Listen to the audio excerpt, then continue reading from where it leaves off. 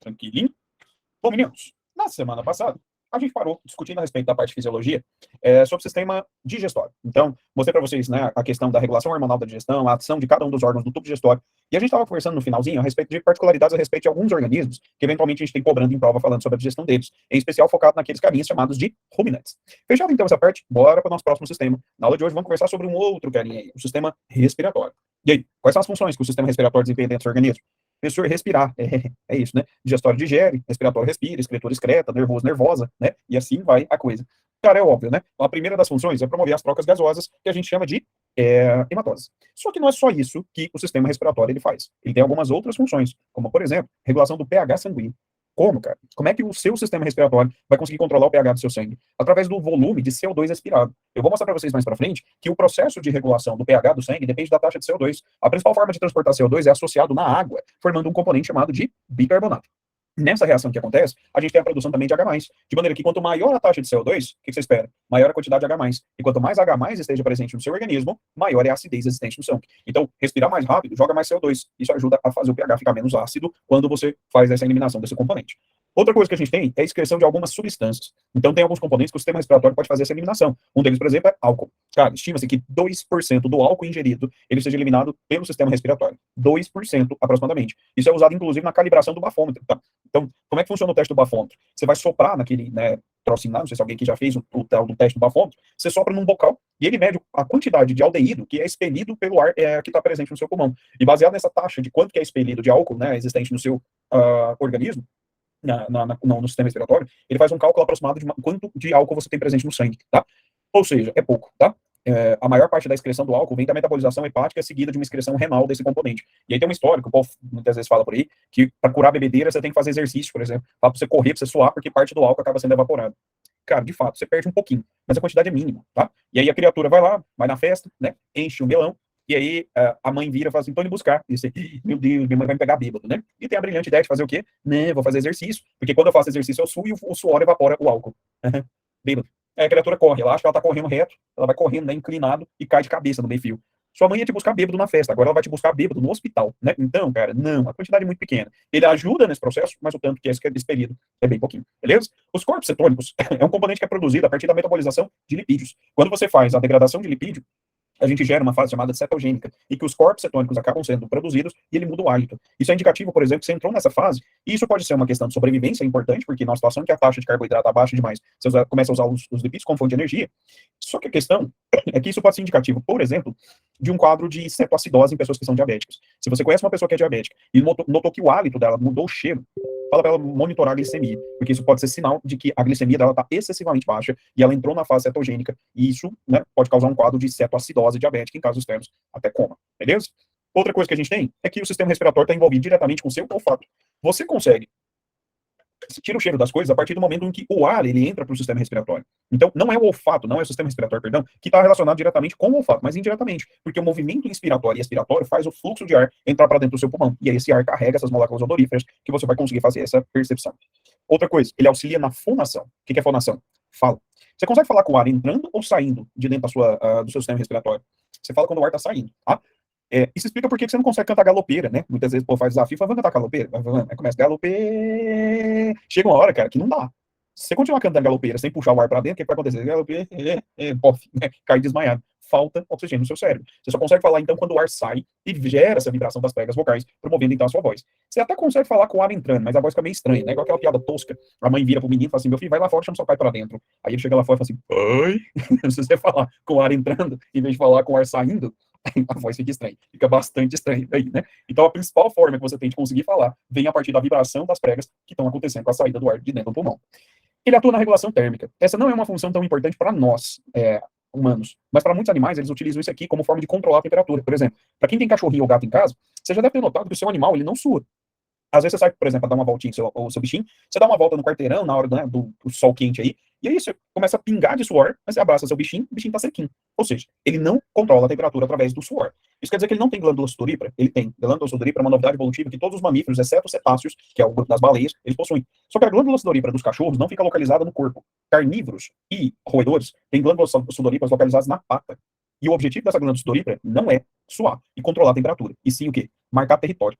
À medida que esse bichinho vai pisando no chão, a molécula que fica presente no suor, que é produzido ali, ela fica no chão. E isso demarca o território, permitindo que o animal ele deixe um rastro de cheiro sobre os locais que eles passam. Por isso, o seu cachorrinho anda cheirando o chão o tempo inteiro. Porque quando ele cheira o local, ele identifica o cheiro de um animal que pisou naquela área. Quando ele identifica que aquele cheiro pertence a um animal que não é da mesma matilha que ele acha que o território dele foi invadido. E aí o que esse bichinho faz? Vai no poste mais perto, levanta a patinha e faz xixi, marcando o território. Porque na cabecinha dele, quando ele faz xixi nessas áreas, ele tá falando, tá vendo, tudo aqui, ó, é meu, não entra na minha quebrada mais. Então ele faz isso para demarcar o território e mostrar que aquele local pertence àquele bichinho, beleza? Pessoal, então como é que esse bicho consegue fazer a regulação da temperatura? Utilizando o sistema respiratório, através de uma técnica chamada de arfar. Então, você já deve ter visto que o bichinho, quando ele está muito aquecido, o que ele faz? Ele põe a lingona para fora e começa. Aquele movimento que o bichinho faz, ele faz com que a água da língua e do focinho, em contato com o ar quente que está saindo de dentro do pulmão, evapora. E quando evapora, ela tira calor. Então, quando você vê o bichinho respirando daquele jeito, é porque ele está super aquecido. Não é porque ele está cansado, igual normalmente eu falo. É porque ele está com a temperatura acima e aí ele está tentando regular essa temperatura. Beleza? E uma outra função que a gente tem é que o sistema respiratório está envolvido com a produção de plaquetas. Isso foi recentemente descoberto, tá? Isso foi descoberto em 2018. A gente sabe que os megacariócitos, que são as células que produzem plaqueta, elas estão presentes prioritariamente em alguns locais do nosso corpo. Um dos locais onde tem uma grande quantidade de megacariócito é o pulmão, tá? Então, o pulmão, pela fragmentação desse megacariócito e os vasos sanguíneos na região próxima, as plaquetas acabam sendo produzidas e liberadas da corrente sanguínea. Beleza? Então, o sistema respiratório, perdão, ele está envolvido obviamente, com a questão da respiração, das trocas gasosas. Mas não é só isso. Percebo tanto de outras funções que o seu sistema respiratório também faz. Tranquilo? Alguma dúvida aqui?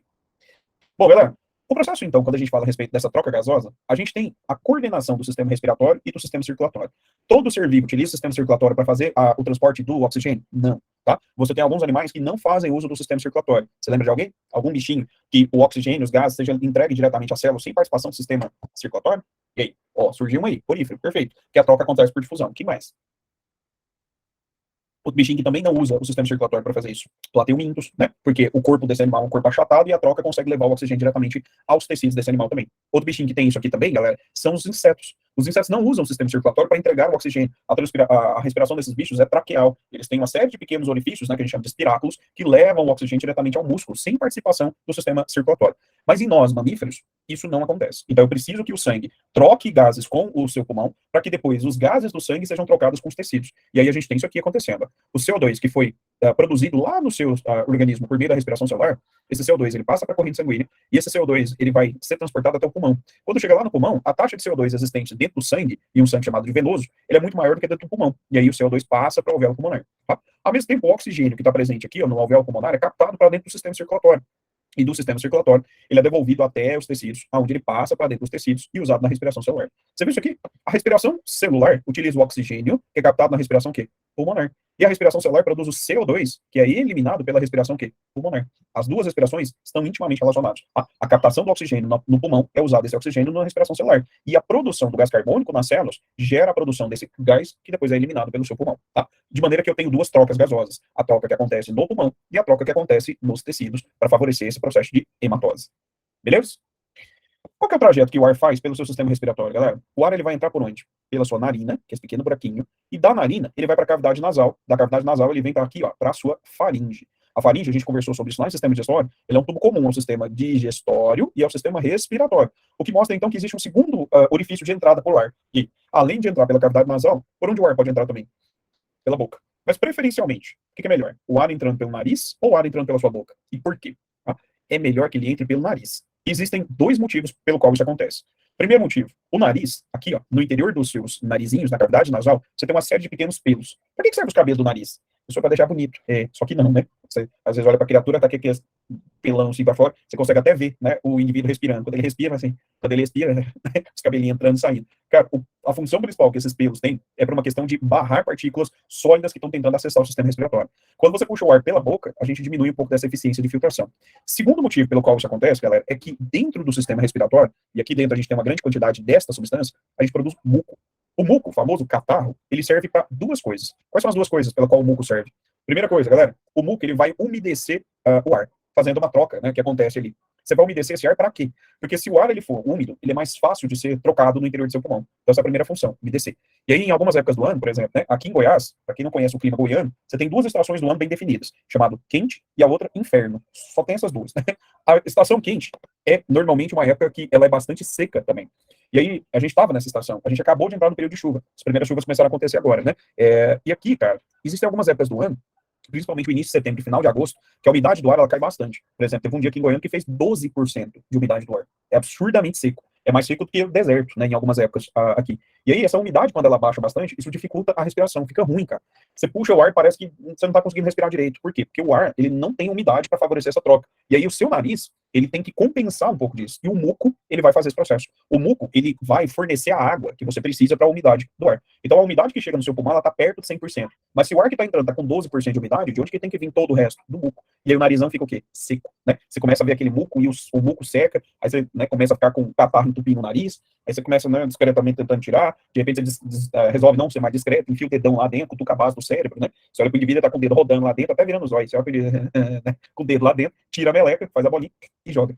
Cara, nessa situação, o ar seco e o muco muito seco, juntamente com o dedão lá dentro, ele pode provocar lesões. E aí alguém perguntou se costuma sangrar. Sim, né? Você tem sangramento nasal causado por conta do ressecamento. Por dia, você produz algo em torno de entre 800 a 900 ml de muco no sistema respiratório como um todo. E a umidade é a primeira das funções que esse muco tem. E aqui é o local onde, um dos locais onde você vai mais umedecer esse ar, favorecendo a troca gasosa que acontece dentro do pulmão.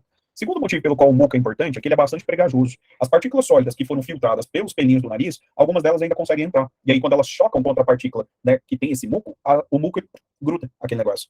Professor, mas depois esse muco vai ficar cheio, então, dessas bactérias. Sim. E aí, o que eu tenho que fazer com esse negócio? Eu tenho que ter um conjunto de células que gradativamente vai tirar essa secreção no sentido ascendente, até que ele chegue aqui, ó, na sua faringe. E aí a gente tem a presença de células ciliadas que vão empurrando esse muco no sentido ascendente, fazendo com que ele seja removido do pulmão até chegar na sua faringe. A faringe é um tubo comum a quem? Ao sistema respiratório e ao sistema digestório. Quando esse muco chega aqui, o que você faz com ele? Desce ele pro estômago e aí você engole o catarro.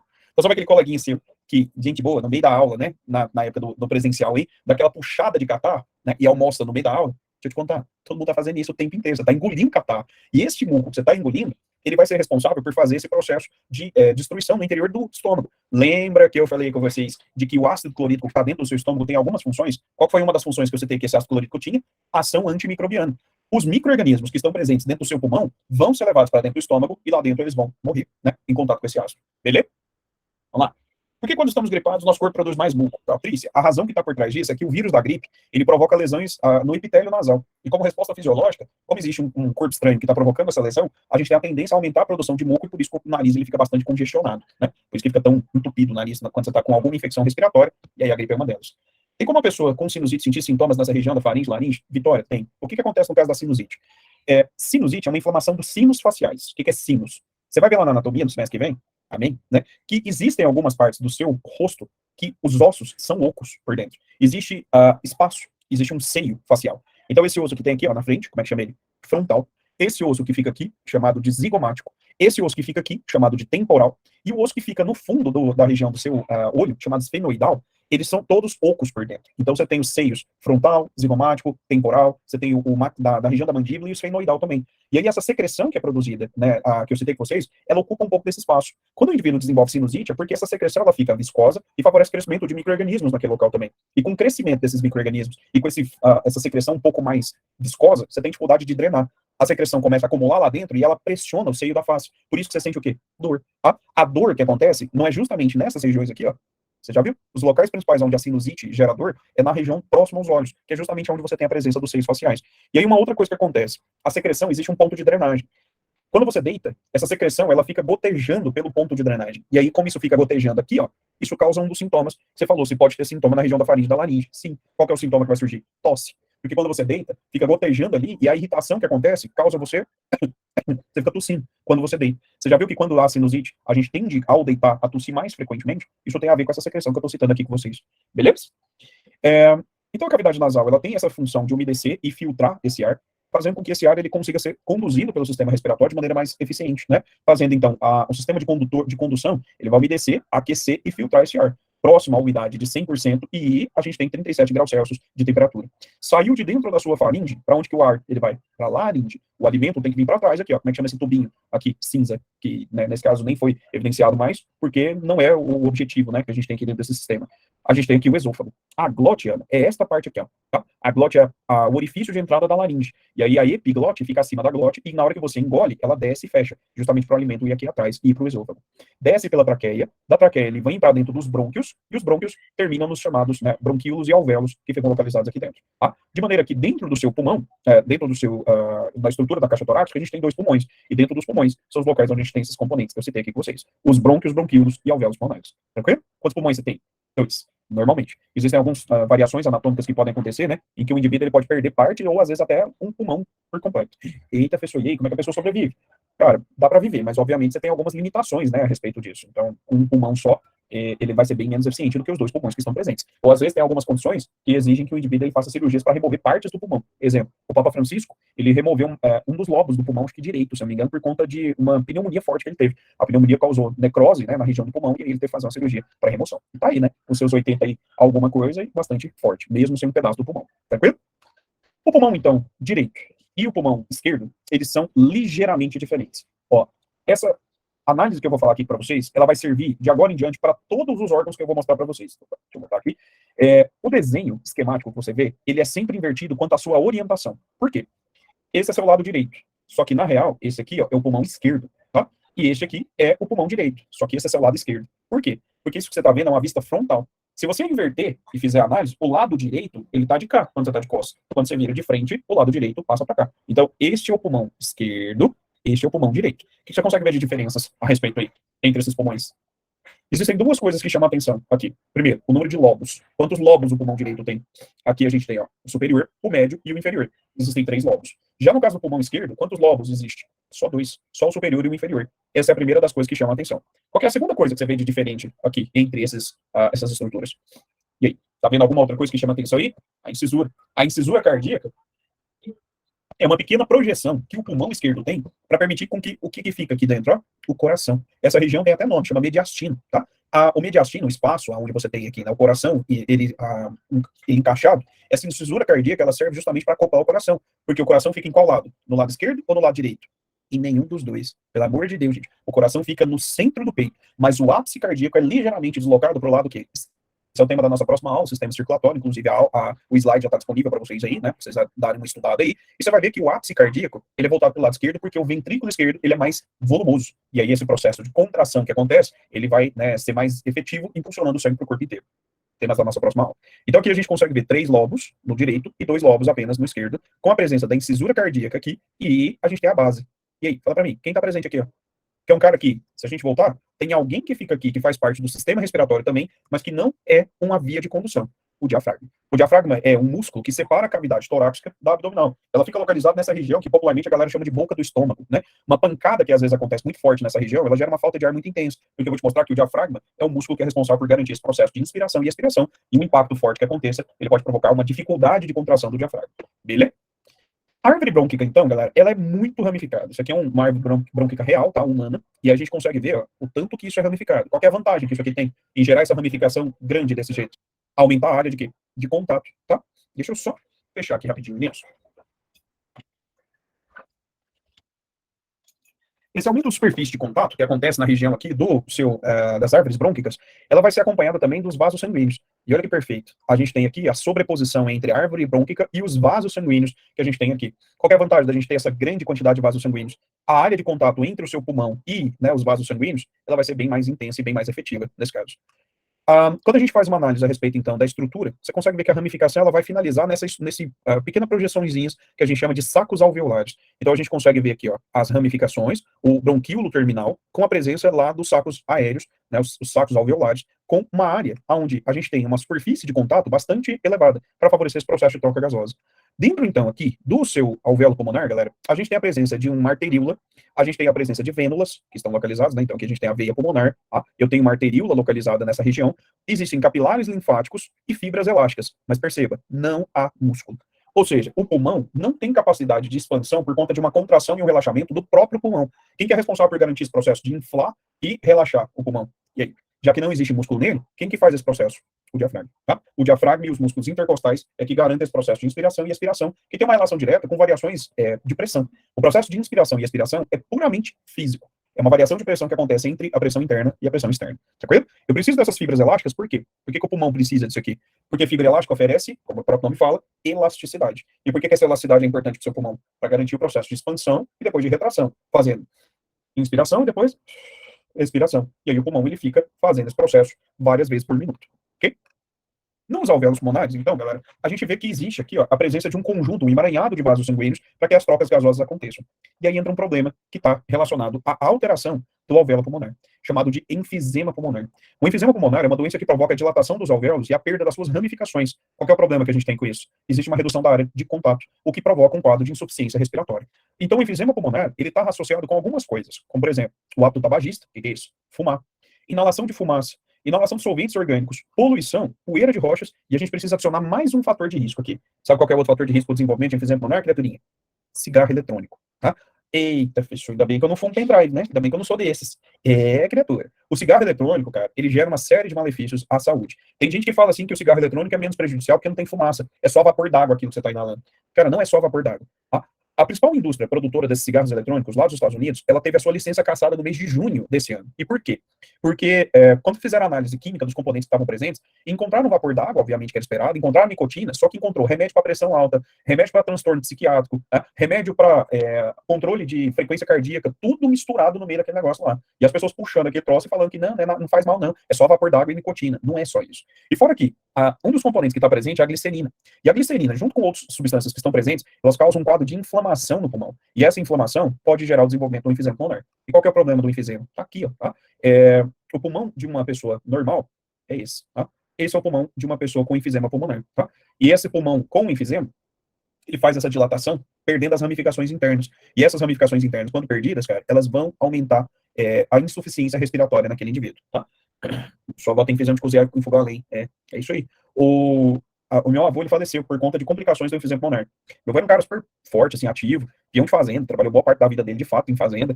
E aí, quando eu era pequeno, a gente ia pra casa dele, né? E ele falava que Deus deu perna pra ele, ele não precisava de carro, não, que ele ia andar. Ele gostava muito de andar. E eu pequeno, ia pra casa dele, eu ia com ele, né? A gente andava bastante, ia pra casa das minhas tias e tal.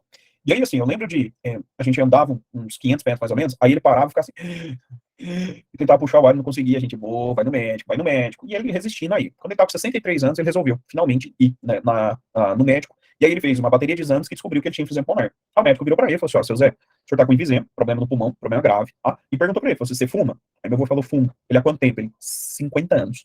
Meu avô começou a fumar com 13 anos. Ia fumar paieiro. Eu lembro direitinho de ir pra casa dele, cara, e ele fazendo aquele cigarro de palha, pegava a palha, ficava puxando ela assim, cortava o fumo. Você vai aprender lá na anatomia, se você levantar a mão, o dedão aqui, ó, e colocar o dedo nesta parte, principalmente para quem é mais magrinho, você vai ver que tem dois tendões nesta região aqui, ó. Existem dois tendões que formam um buraco no meio. Levanta sua mãozinha e veja. Isso tem nome, chama tabaqueira anatômica. Você tem uma ideia do tanto que o fumo era um hábito regular, que na anatomia isso deu nome a uma estrutura anatômica, que é aqui. Aqui que a galera fazia, cortava o fumo e ia colocando ele aqui, ó, porque isso forma um buraquinho que cabia certinho o fumo lá dentro. E eu lembro de ver meu avô com o polegar, né, colocando o negócio, cortando os pedaços de fumo, e aí ele pegava, né, esfarelava aquele negócio, enrolava o cigarro e acendia e fumava aquele cigarro fedorento.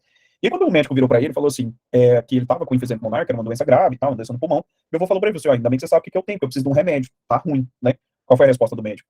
Não tem remédio. Não é uma doença que consiga voltar, porque uma vez que você tem essa inflamação e essa lesão que aqui acontece, os alvéolos pulmonares, eles são alterados de maneira irreversível. Não consegue se retornar à mesma condição. E aí o médico falou para ele, falou assim, ó, não tem como voltar, a única coisa que você pode fazer é parar de fumar, porque se você continuar fumando, vai piorar ainda mais, cada vez mais essa falta de ar que você está sentindo. Cara, meu avô saiu do consultório e nunca mais colocou um cigarro na boca e virou um defensor do ato antitabagista, que é chato. Ele viu uma pessoa fumando do outro lado da rua, ele saía, atravessava lá, parava na frente da pessoa, assim, a pessoa olhava, meu Deus, você vai morrer em cima de mim aqui. Aí fala assim, você tá vendo o jeito que eu tô desse jeito quando essa desgraça cai na sua mão. É isso que você quer pra sua vida? A pessoa pegar o cigarro até jogando fora, assim, eu falar pra ele, você vai apanhar na rua um dia, né, pô, vai grilar que você faz esse trem. Meu avô faleceu com 67 anos, né, e meu avô, cara, os últimos 2 anos da vida, ele passou praticamente deitado o tempo inteiro, e com balão de oxigênio. Os 2, 3 últimos meses, ele não conseguia nem sentar. Você colocasse ele na cadeira, né, para ele sentar, ele não conseguia, porque ele tem muita falta de ar, porque comprime, né, quando você tá sentado, comprime o diafragma. E aí ele ficava deitado, a ponto que ele não conseguia fazer xixi, por exemplo. Ele pedia pra gente levar o pinico pra ele. E aí a gente levava o pinico, ele pedia ajuda, ele falava assim, me vira. Ele não dava conta de virar sozinho. Aí você tinha que ajudar ele, virar ele, pra ele fazer xixi, e aí ele ficava de lado deitado, né, na hora que ele terminava de fazer xixi, ele falava assim, volta, me dá ar, que era o oxigênio, né, e você já tinha que colocar o balão de oxigênio nele ali, porque o simples fato de virar de lado já provocava, né, uma insuficiência respiratória grave, a ponto de que ele não conseguia oxigenar os tecidos, e começava, né, e fazendo aquele esforço para tentar respirar, e não conseguia. Cara, minha avó ainda é viva, hoje em dia, e minha avó e meu avô casaram quando eles tinham 14 anos, os dois. No passado isso era bem comum, né, o povo casava cedo demais. Minha avó tem enfisema pulmonar também. Só que tem um detalhe, minha avó nunca colocou um cigarro na boca. Por que minha avó tem enfisema pulmonar? Por 2 motivos. Alguém até falou a respeito disso aqui em cima também, né? De que, a Patrícia, de que a avó tem enfisema pulmonar por conta do fogão caipira, aquele fogão a lenha.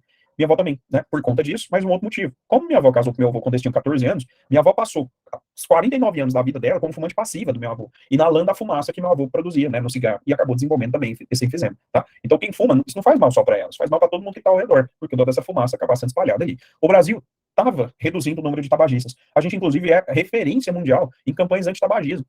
E aí o que aconteceu? A indústria do tabaco tem uma capacidade de se reinventar gigantesca. E aí, se cigarro é uma coisa careta, uma coisa, né, que fede e tudo mais, a indústria do tabaco me produz um cigarro que tem formato de pendrive, literalmente. Esses dias uma aluna minha mostrou um pod dela lá com formato de joaninha. Eu falei, meu Deus, gente. Um trenzinho, cara, era exatamente. Aí me bota sabor no negócio, isso tudo para tentar atrair o público jovem, vocês. E vocês estão caindo igual patinho, cara. Isso está gerando um exército de pessoas que são dependentes de nicotina. E aí o problema é que o cigarro eletrônico ele tem um custo muito maior do que o cigarro convencional.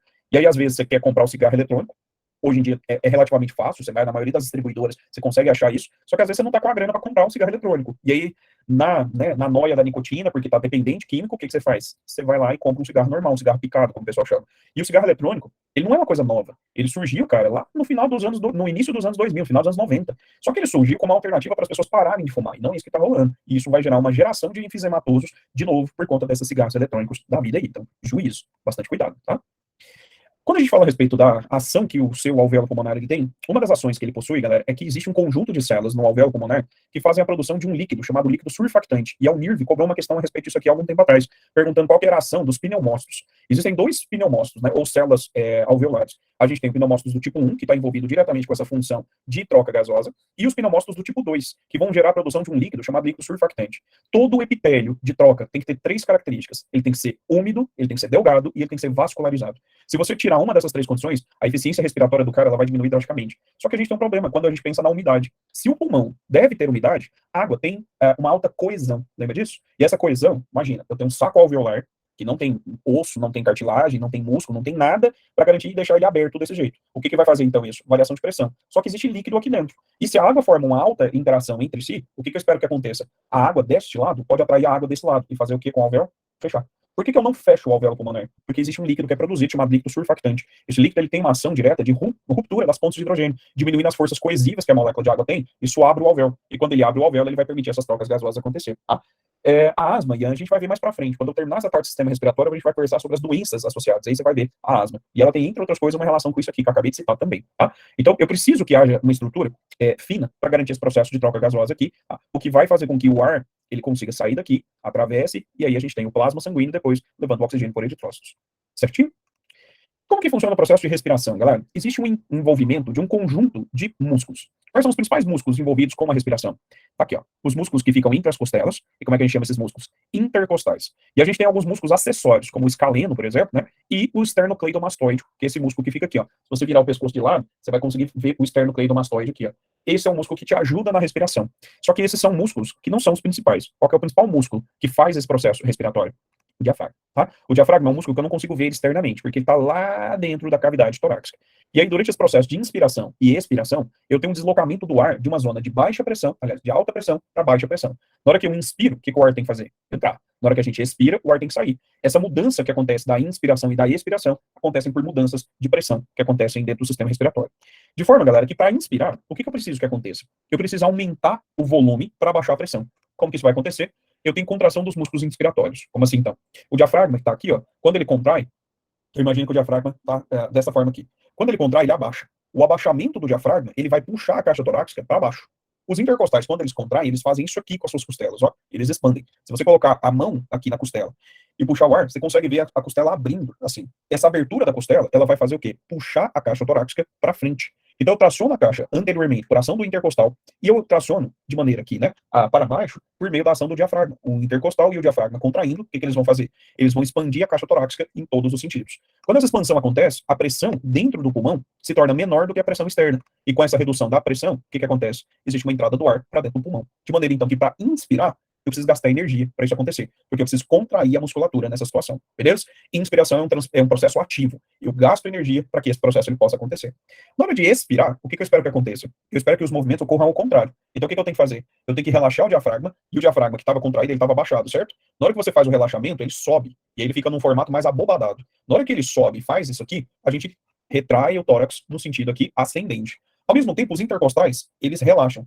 quando eles relaxam, você diminui o espaço, fazendo com que a caixa torácica seja puxada aqui para dentro também. E aí o que acontece? O tórax retraído, a gente vai aumentar a pressão. Então eu tenho uma situação em que a pressão interna se torna maior do que a pressão externa. Nessa condição, o que acontece? A gente tem uma saída do ar de dentro do pulmão para o ambiente. Então um fluxo de ar para fora do seu organismo.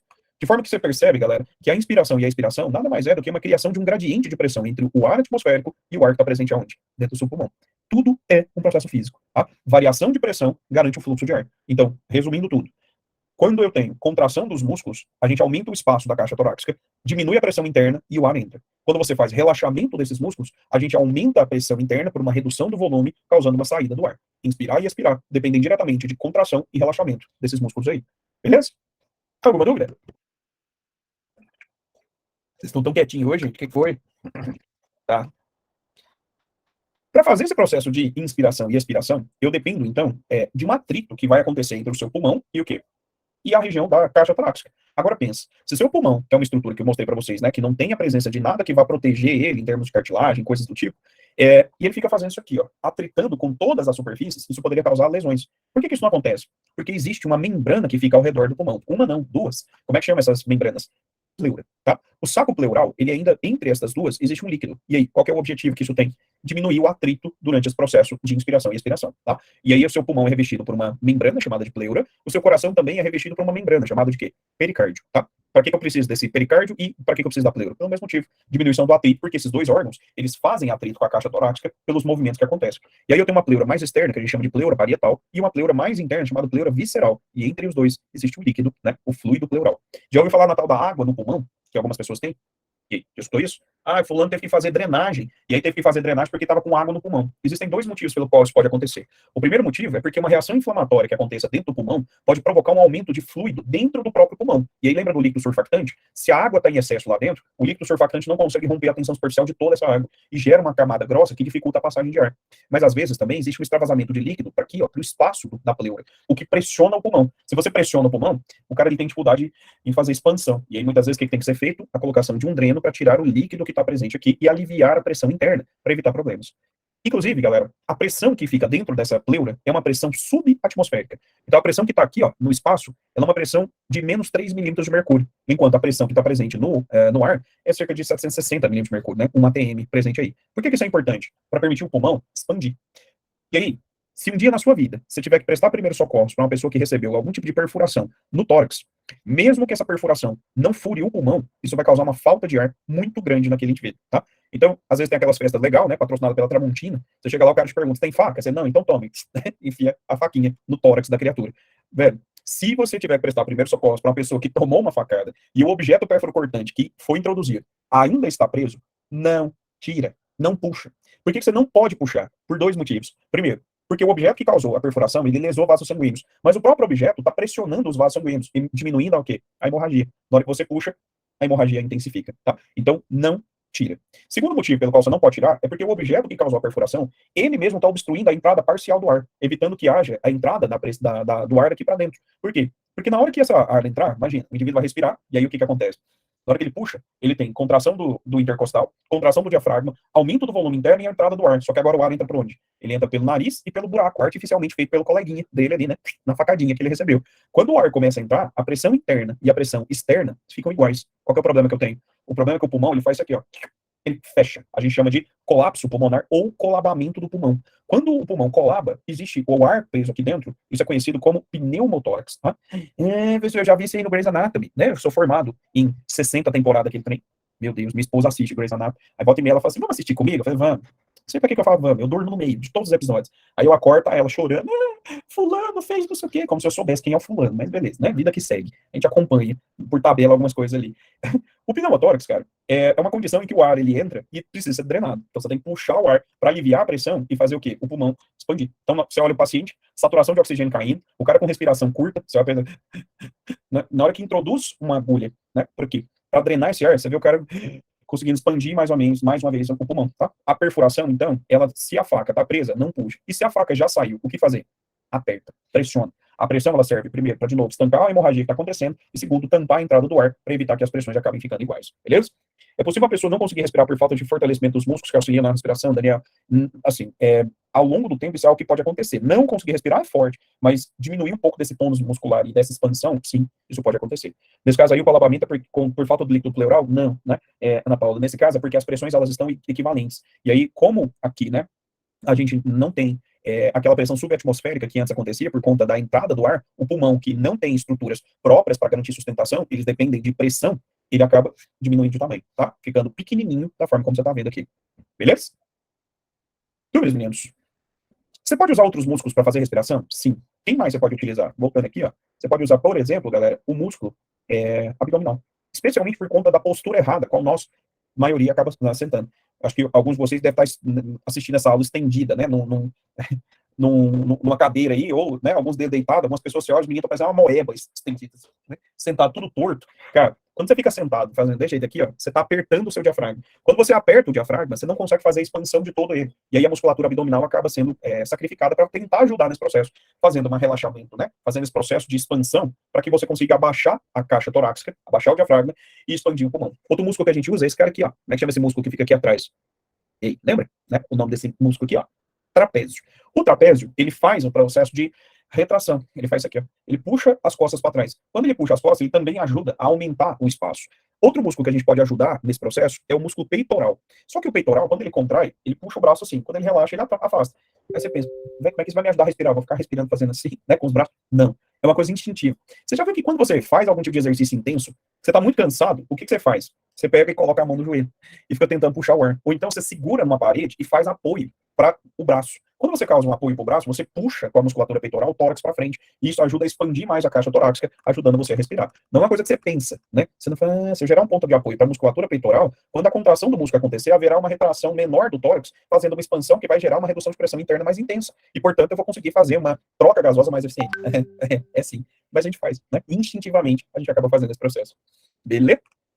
Nesse processo aqui, galera, a gente precisa então fazer com que o oxigênio e o gás carbônico sejam transportados. E aí a difusão dessas áreas de zona de pressão maior para zona de pressão menor também acontece em relação aos gases. Olha isso aqui. Eu tenho o oxigênio em grande concentração dentro do alvéolo pulmonar. E a gente chama isso aqui de pressão parcial de um gás. Esse é um termo que você já deve ter escutado falar. Só que eu não sei se ele está claro na cabecinha de vocês o que ele significa. E aí, o que é pressão parcial? Lá na física, muitas vezes você estuda isso aí. Pressão parcial é o quanto de pressão que um gás, sozinho na mistura gasosa, exerce em relação ao componente, né? Então, quando eu falo que a pressão parcial de um gás, ele depende do quanto esse gás sozinho exerce pressão, obviamente isso é dependente de quê? De concentração. Quanto maior a concentração do gás, o que eu espero da pressão parcial desse gás? Maior. A mistura gasosa que a gente tem na atmosfera, ela tem 21% aproximadamente de oxigênio. Portanto, dos 760 milímetros de mercúrio, 21% desta pressão, a 1 atm, representa a taxa de oxigênio que está lá dentro do alvéolo pulmonar. Tá? Isso explica a falta de ar que acontece em ambientes mais altos. Por quê? Quando você vai para locais mais altos, o ar se torna mais rarefeito, a concentração diminui, e essa passagem deixa de acontecer de maneira tão eficiente. Por quê? Porque não existe uma pressão parcial tão elevada quanto a nível do mar. Tá? Mas olha isso aqui. Dentro do sangue, qual é a pressão parcial que você está vendo? 40. Dentro do alvéolo, 100 milímetros de mercúrio. Qual a tendência do oxigênio, então? Sair do alvéolo pulmonar e vir para dentro do sangue, fazendo com que essa pressão aumente. O sangue, que era um sangue rico em CO2, passa a ser um sangue agora rico em quê? O2. Como é que a gente chama esse sangue azul aqui? Venoso. Como é que eu vou chamar esse sangue a partir de agora? Esse sangue vermelhinho? Arterial. Lembra disso? O sangue arterial tem uma concentração de oxigênio maior porque ele captou esse oxigênio do alvéolo pulmonar.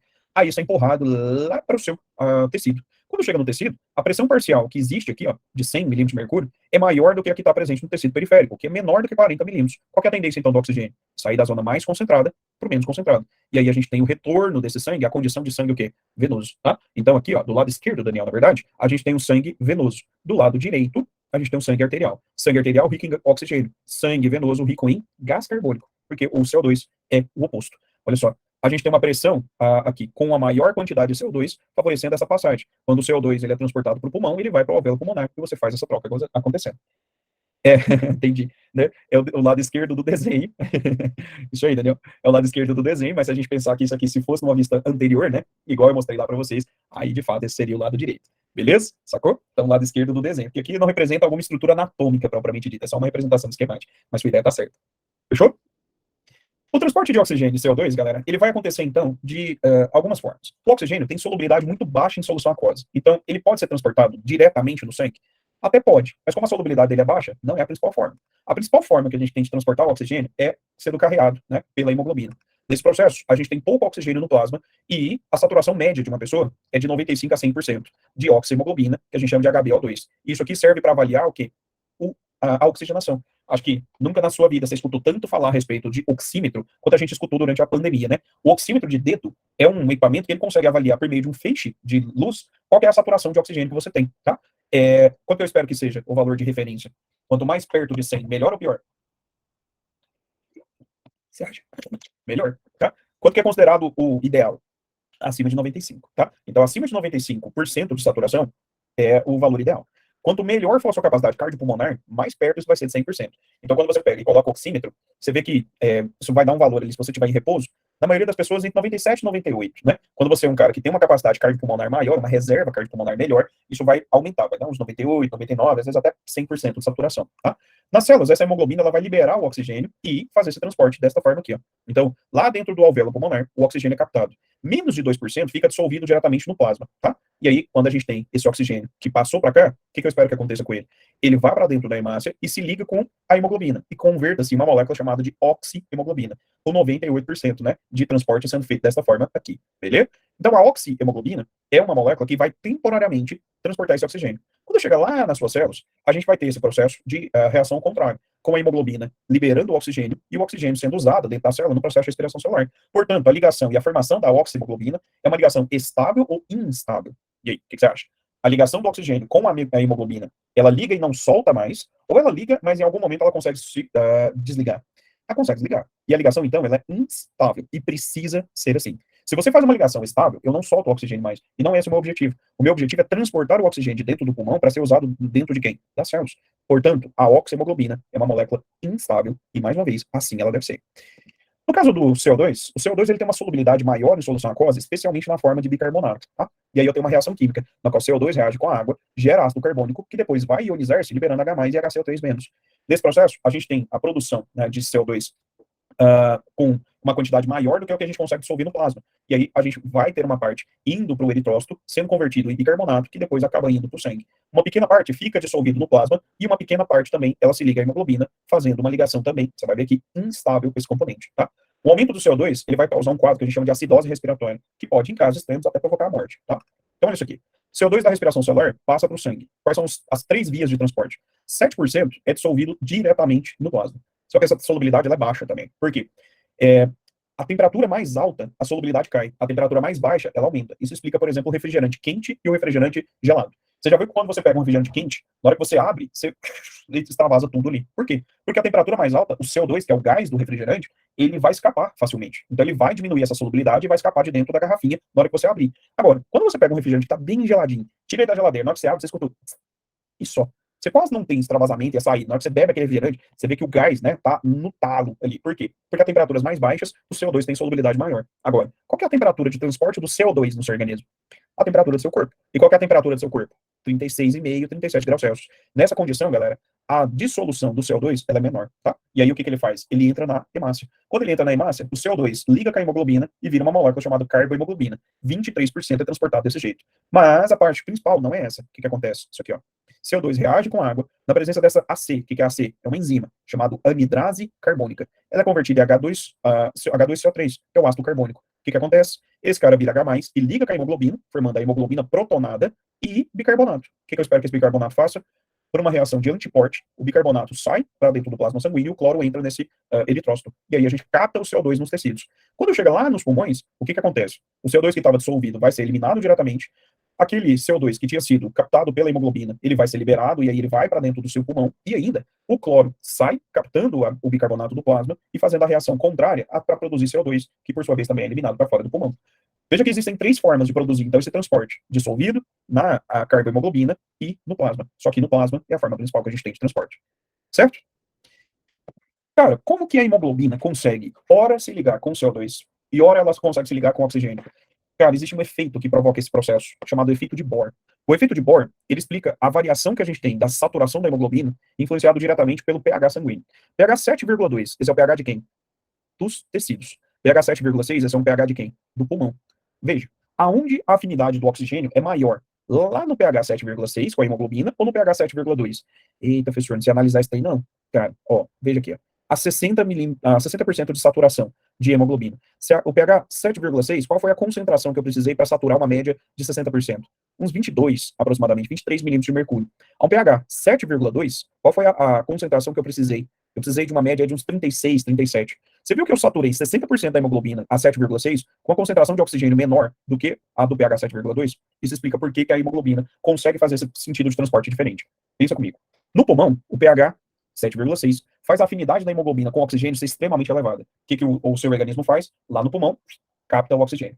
Capta o oxigênio e é transportado até o tecido. Quando chega no tecido, a gente tem a produção de gás carbônico que faz o pH cair. E aí o que acontece? O pH 7,2 diminui a afinidade da hemoglobina com o oxigênio. O que a hemoglobina faz com esse oxigênio? Solta. Quando solta, o oxigênio passa para os tecidos e a hemoglobina está livre, não tá? Se ela está livre, com o que ela pode ligar agora? Com gás carbônico, que tem uma ação contrária. A solubilidade do CO2 e a afinidade dele vai ser maior num pH mais ácido. Então, a hemoglobina no pH 7,2, que é dos tecidos, liga com CO2, leva esse cara lá para o pulmão. Quando chega no pulmão, o pH de novo começa a se tornar mais básico, 7,6. O que acontece com a afinidade do CO2 com a hemoglobina? Diminui. O que ela faz? Solta o CO2. O CO2 que foi liberto vai para o pulmão e você respira ele. Tá vendo que a hemoglobina está livre de novo? Com o que ela consegue ligar agora? Com oxigênio. Ela liga com oxigênio no pulmão, que tem pH mais básico, e quando chega no tecido, a afinidade de ligação com esse oxigênio diminui. O que ela faz? Solta o oxigênio entra nas células. No pH mais ácido, a afinidade de ligação da hemoglobina é maior com CO2. Ela liga com quem agora? Com CO2. Vai para o seu pulmão e solta quando o pH se torna mais básico. Isso explica por que a gente tem o transporte de oxigênio e CO2, porque eles acontecem para lados diferentes. O oxigênio tem forte atração pela hemoglobina em pH básico, que é o do pulmão, e baixo no pH ácido, que é do tecido. O CO2 tem uma forte afinidade pela hemoglobina em pH ácido, né, que é do tecido, mais baixo no pulmão. O que faz? O oxigênio ser captado no pulmão e liberado no tecido. E o CO2 ser captado no tecido e liberado no pulmão, fazendo o sentido contrário de transporte desses dois gases. Tá? A gente chama isso de efeito de Bohr-Haldane. Haldane é o do CO2, Bohr é em relação ao oxigênio. Existe um terceiro gás que também pode ser transportado dentro do seu sistema circulatório. Só que esse eu não espero que você transporte em grande quantidade. Quem que é o terceiro gás aí? Monóxido de carbono. O monóxido de carbono, cara, ele pode ligar com hemoglobina e formar uma molécula chamada de carboxihemoglobina. Qual que é o problema dessa carboxihemoglobina? Ela é um composto estável. Tá? Se ele é um composto estável, o que eu espero que aconteça com a eficiência da hemoglobina de transportar os demais componentes? Ela diminui. Isso vai causar uma intoxicação por esse gás, que é um gás incolor e inodoro, ou seja, ele não tem cor, não tem cheiro. Pode acontecer de você estar inalando ele agora sem saber que você está inalando esse cara. Ele vai ser produzido em combustão incompleta. Onde, por exemplo? Dentro do motor de carro. Tá? Essa ligação estável que acontece, ela impede o transporte de oxigênio até as células, provocando um quadro chamado de asfixia celular, que pode, em casos extremos, provocar o quê? Morte. Isso mata, cara. Infelizmente, matou 242 pessoas lá na Boate Kiss em 2013 e 10 pessoas morreram no centro de treinamento do Flamengo. Lembra desse caso aqui em 2019, né? Vocês são mais novinhos, não sei se vocês lembram desse caso aqui da Boate Kiss. Saiu até a sentença esse ano, as pessoas foram condenadas, né, por conta de um show que aconteceu numa boate, e a boate estava lotada. O que eles fizeram? Essa aqui era a porta de entrada da boate. Como a boate estava muito cheia e o pessoal estava forçando a entrada, eles colocaram uma barra que travou a saída das pessoas. Na hora que começou a pegar fogo, e o fogo aconteceu porque uma banda foi fazendo um fogo pirotécnico dentro de um sistema fechado, né, que não tinha todo o sistema de segurança para aquilo. Na hora que começou a pegar fogo, o estofamento da parte acústica, né, de cima, ela, quando queimada, liberou cianeto e monóxido de carbono. Esses dois gases foram os gases usados por Hitler nas câmeras de gás. Quando esses dois gases começaram a ser liberados, as pessoas foram intoxicadas e causou a morte de um monte de gente, que é a parte mais tensa é porque muita gente correu para a porta, na parte da frente, para tentar abrir a porta e sair. Só que lembra que eu falei que a porta estava travada, porque o show estava muito cheio, e aí muita gente ficou sendo prensada aqui, tentando escapar, sendo que as saídas laterais, que eram os locais onde as pessoas tinham que vir, todo mundo veio para a porta, e aquele desespero, todo mundo gritando, não conseguiu falar, e as pessoas foram pisoteadas e também morreram intoxicadas por conta desse gás. Tá? Como que o nosso sistema respiratório ele consegue fazer esse processo de regulação da respiração? Esse processo ele acontece sem que você pense. Você fica pensando o tempo inteiro para conseguir respirar? Não. Isso é automatizado, tá? Então, se eu pedir para você aumentar o ritmo respiratório ou diminuir, você consegue? Sim. Só que você fica pensando nisso o tempo inteiro? Não. Então é um processo parcialmente voluntário. Isso vai ser feito por neurônios somáticos, né? Controlados pelo sistema nervoso autônomo, simpático promovendo um aumento da frequência respiratória e o relaxamento dos brônquios, enquanto o parasimpático promove uma redução dessa frequência. E isso tudo depende do tronco encefálico, principalmente em relação a esses dois caras, ponte e bulbo, e receptores que ficam localizados em algumas partes, em especial no corpo aórtico e na região da carótida, percebendo pH, pressão parcial de oxigênio, CO2 do sangue, para garantir esse processo respiratório. Como na prática isso vai funcionar? Da seguinte forma. Esse é o processo de regulação, como é que ele vai ser feito.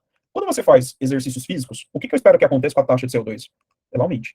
E aí, se isso aqui é um equilíbrio químico, quando aumenta CO2, o que eu faço com o equilíbrio? Eu desloco ele para lá, aumentando a produção de H2 e CO3, que por sua vez aumenta a produção de H+, e quando esse H+, aumenta, o pH sanguíneo fica mais ácido. E nessa situação de acidose, o que você tem que fazer com o ritmo respiratório?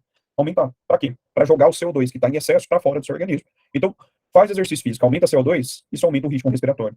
Numa situação contrária, quando você vai fazer um repouso, ou depois de uma alimentação, ou uma respiração forçada, a gente começa a diminuir a concentração de CO2. Nessa situação, eu desloco o equilíbrio para lá. Ao deslocar o equilíbrio para lá, eu diminuo a quantidade de H+. O pH sanguíneo fica mais básico, e essa alcalose sanguínea, ela vai gerar uma redução do ritmo respiratório. Então você consegue controlar a respiração baseado na taxa de quê? De hidrogênio. Quanto mais hidrogênio, mais rápido tem que ser o ritmo respiratório. Quanto menos hidrogênio, mais lento é o ritmo respiratório. Você consegue aumentar ou diminuir esse ritmo de maneira intencional? Sim. Se eu pedir para você, vai lá, respira mais rápido, você consegue? Consegue. Respira mais lento. Você consegue também. Só que eu pedi para você, prende a respiração. Você vai conseguir? Sim. Só que você vai conseguir fazer isso para sempre? Não, né? Você fala assim, cansei dessa vida, acho que eu quero morrer, né? Você, né? Ninguém morre prendendo a sua própria respiração. Porque chega uma hora que a acidez, ela atinge um nível tão elevado, galera, que o seu bulbo vai mandar o ritmo respiratório aumentar. Isto é o que causa afogamento em uma pessoa. Que é uma coisa que você já parou pra pensar.